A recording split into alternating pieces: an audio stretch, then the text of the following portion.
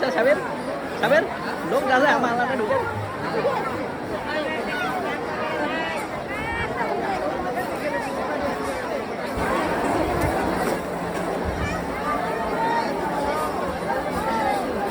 হ্যাঁ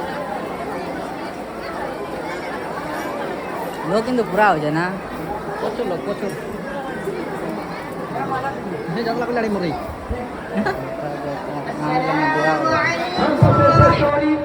উত্তরবঙ্গে বাংলাদেশের শ্রেষ্ঠ অলি তার মাজার শরীফ থেকে আমাদের হলুবাড়ি হুজুর কামাল হুজুর সাহেব আমাদের সামনে আমরা পেয়েছি তাকেও আমরা কমিটির তরফ থেকে বহন করে নিচ্ছি।